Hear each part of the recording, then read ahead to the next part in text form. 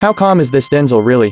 Even when facing a supervillain, he just smiled calmly. Then, he silently counted some money for the villain, but the villain suddenly noticed the female cashier's diamond ring. The woman said it was her mother's heirloom and couldn't be handed over. Seeing that the villain wasn't ready to back off, Denzel quickly took note of all the villain's characteristics. Then, he took the ring from the woman's hand and gave it to the villain, just as the villain was about to leave.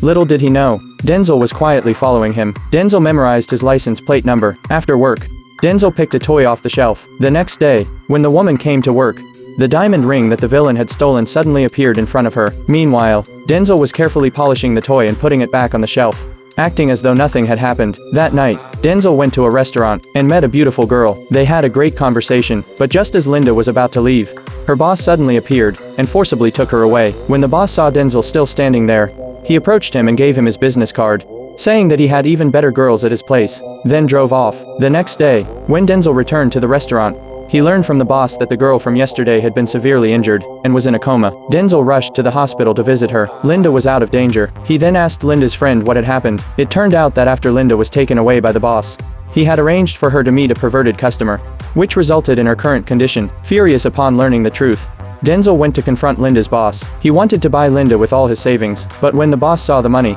he mocked Denzel, saying that it wasn't even as much as Linda earned in a day. Denzel, after hearing this, put the money away and calmly walked up to the door. Everyone thought he would leave, but unexpectedly, Denzel suddenly stopped, locked the door tight, and turned around, observing everything around him. He memorized every detail of the room. The real story was just beginning.